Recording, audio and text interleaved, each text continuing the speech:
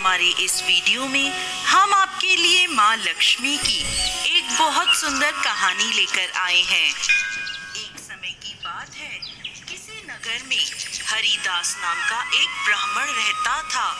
वो श्री हरि विष्णु का परम भक्त था। नित्य प्रति सुबह जल्दी उठकर मंदिर जाता, पूजा पाठ करता, भागवत कथा करता।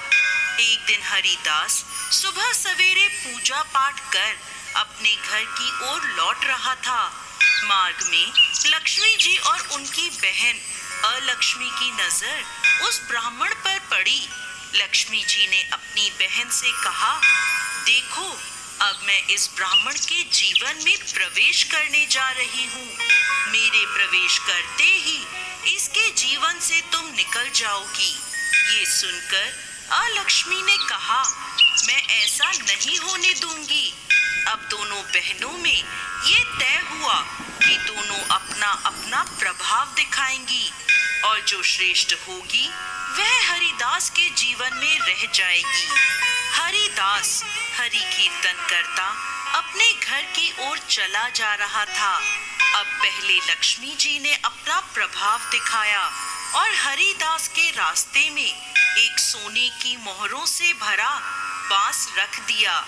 जैसे ही हरिदास की नजर उस बांस पर पड़ी तो उसने वह बांस उठा लिया और सोचा, ये घर में किसी न किसी काम आ ही जाएगा। बांस लेकर वह अपने घर की ओर चल पड़ा। कुछ ही दूर पहुंचा था कि उसे रास्ते में एक लड़का मिला।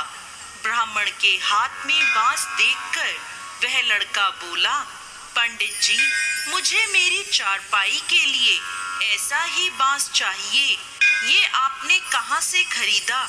मुझे भी बता दें, मैं भी ले आऊंगा। ये सुनकर हरिदास ने कहा, बेटा, मैंने इसे खरीदा नहीं है, ये तो मुझे रास्ते में पड़ा मिला।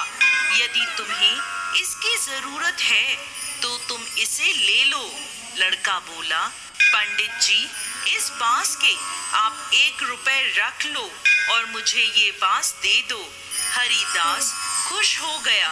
1 रुपए उसने लड़के से ले लिए और अपनी पूजा की थाली में रख लिए और वह बांस लड़के को देकर वह घर की ओर चल पड़ा। मार्ग में खड़ी दोनों देवियां ये लीला देख रही थी। अलक्ष्मी ने कहा, देखो लक्ष्मी, तुम्हारी इतनी सारी मोहरें मात्र 1 रुपए में बिक गई और अभी मेरे प्रभाव से ये 1 रुपए भी तुम्हारे भक्त के पास नहीं रहेगा। अभी ब्राह्मण देव कुछ कदम आगे चले ही थे कि उन्हें तालाब के किनारे सुंदर फूल दिखे। उन्होंने सोचा, पूजा के लिए यहाँ से फूल ले लेता हूँ। फूल तोड़ने के लिए उन्होंने पूजा की थाली एक ओर रख दी और फूल तोड़ने लगे। तभी वहाँ एक बालक आया और थाली में से वह 1 रुपया उठाकर भाग गया। ब्राह्मण देव को इस बात का पता भी नहीं चला। फूल तोड़कर जब वह आगे चला तो उसे वह लड़का वापस आता दिखाई दिया जो उसके पास से बांस ले गया था।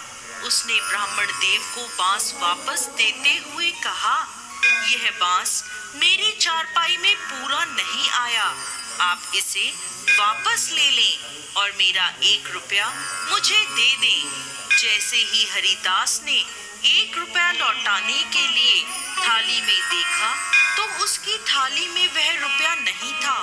वह बोला, बेटा, पता नहीं तुम्हारा रुपया कहाँ चला गया, लगता है कहीं गिर गया। तुम मेरे साथ मेरे घर चलो, तुम्हें घर से मैं 1 रुपया दे दूंगा। इस समय मेरे पास पैसे नहीं हैं। लड़का बोला, कोई बात नहीं, मैं शाम को आपके घर आकर 1 रुपया ले लूंगा।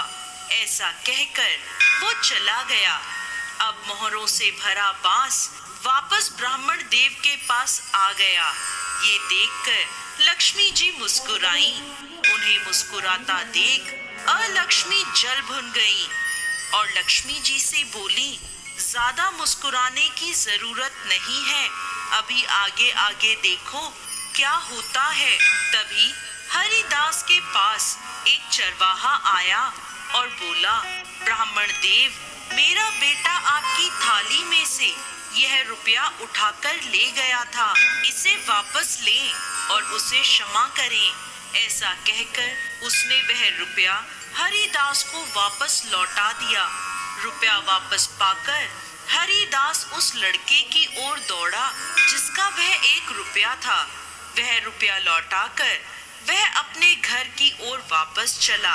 हरिदास के एक हाथ में पूजा की थाली थी और दूसरे हाथ में मोहरों से भरा वह बांस था। ब्राह्मण को लक्ष्मी जी के प्रभाव से लाभ होता देख अलक्ष्मी क्रोधित हो गई और एक सांप का रूप धर के ब्राह्मण की ओर बढ़ी।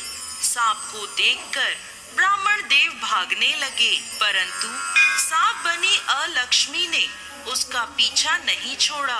ब्राह्मण घबरा गया और उसने अपनी रक्षा के लिए हाथ में पकड़े बांस को जोर से सांप पर दे मारा, जिससे बांस के 2 टुकड़े हो गए और उसके अंदर भरी मोहरें धरती पर गिर गईं।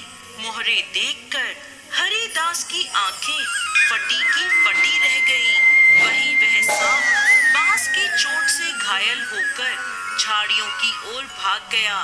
तब हरिदास भगवान विष्णु और माँ लक्ष्मी की जय जयकार करने लगा।